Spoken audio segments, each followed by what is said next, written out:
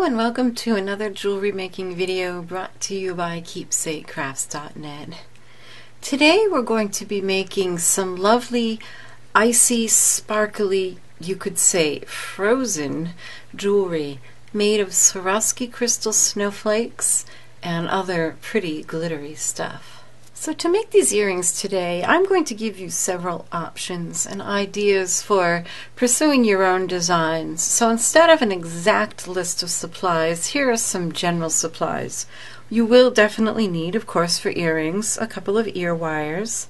To finish your earrings, you'll need 2 each crimps, crimp covers, and wire protectors.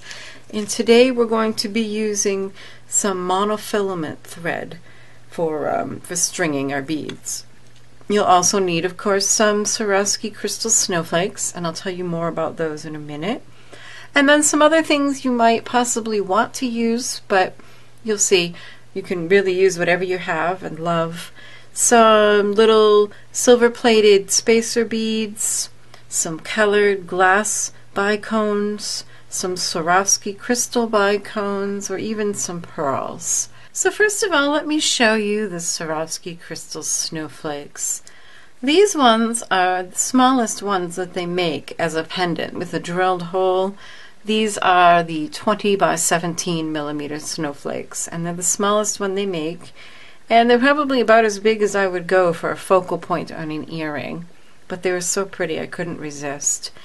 And then this is the 25 millimeter snowflake, and it's a nice pendant, maybe a little big for earrings, although some people might disagree. And there actually is one that's bigger than this. It's a 30 millimeter snowflake, so this measures 30 millimeters, so you can see how much bigger that one would be, and that would be a lovely pendant. Took some time. I probably spent an hour before I even started shooting this video to kind of play with my supplies and see what kinds of designs I could come up with. First of all, there's a couple of different ways that you can hang your pendants. This is a pinch bail, and I'm just going to actually pull this apart and show you what it looks like. It's just what it sounds like. It's a little V-shaped piece with teeth on either end, and when you have a pendant like this that has a hole, the teeth go in either side of the hole, and then you pinch. Just like it sounds. You pinch it, and now you have a bail on your piece. And it's not a bad idea, once you have your design all settled, to add just a tiny bit of super glue into the hole. The tiniest bit, like use a pin, and just glue that in so it's not going to go anywhere. You wouldn't want to lose your Swarovski crystal. So there's that.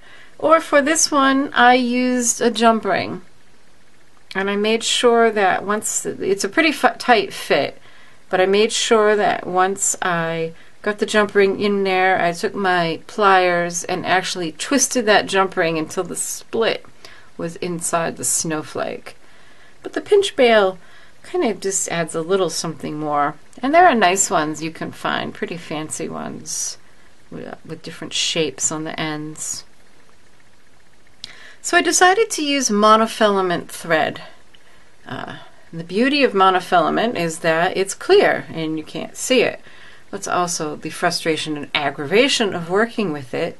So what I would suggest you do, if you're going to work with monofilament, is get yourself a scratch piece of paper and a Sharpie, and then you put the end down on the paper, and you can just color in like the end inch or so.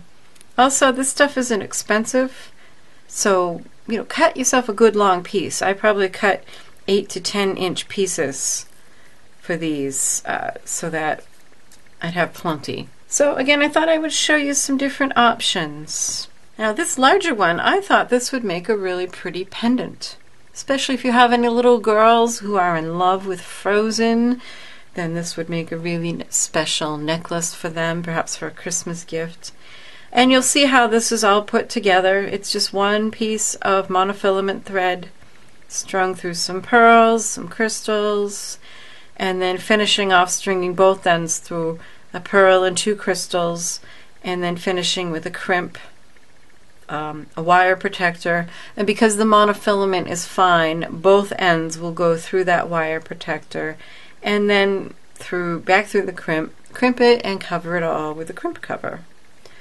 But you know, you also could add in anything you want. How about some silver beads? That would be pretty. You know, really, the possibilities are endless for how you could design this. But I thought this would be a really pretty necklace. So now you've got this, use that wire protector as a bail, and you could string it onto a chain. You could string it onto some bead stringing wire and have beads and crystals on either side. And then here's just basically the same thing, but in a smaller version on both of these. This one with the jump ring. I have 3 blue glass bicones from House of Gems, and then a Swarovski crystal, another glass bicone, and that will finish it. But this is the one I'm going to show you how to make today. I liked just the little tiny touch. There's only 3 blue beads on here, but I thought they gave it a very nice, icy, kind of frozen look. So first of all, cut yourself about an 8-inch piece of monofilament thread. And then, to make life easier on yourself, color the ends with black Sharpie.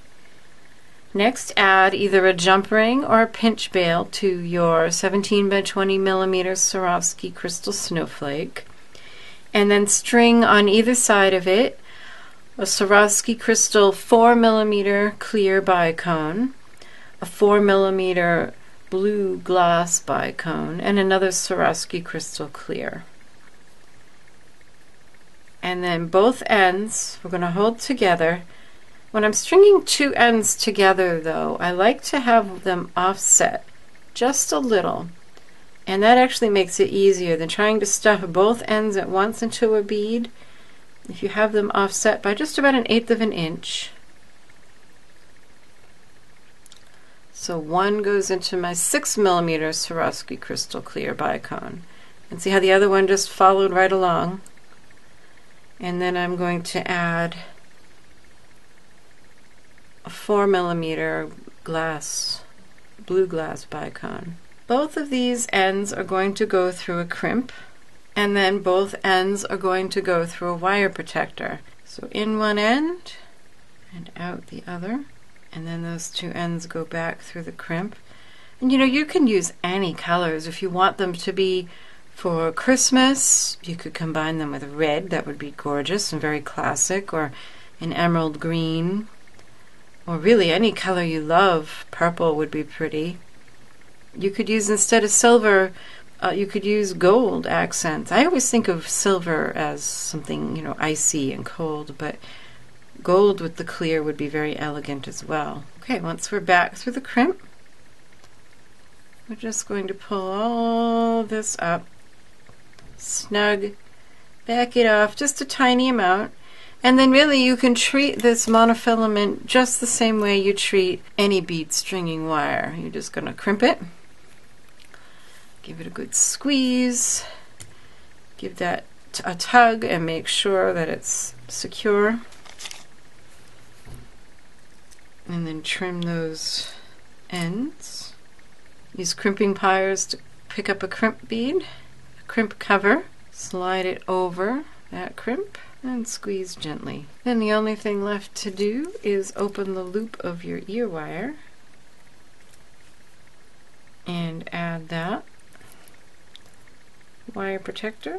Now if you find your snowflake isn't facing forward, you can kind of adjust the loop of the ear wire until it's aiming in the right direction, and you're done. So here's another look at the earrings we made today. I hope you like this project and you'll give it a try, and if you like my video, please subscribe to my channel. Also check out my blog, keepsakecrafts.net, where I have lots more creative ideas and inspiration. Up on the screen are 2 more earring videos you might enjoy watching and trying and making.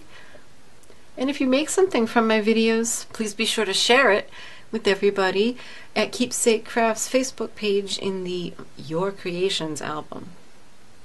So happy creating. Bye-bye.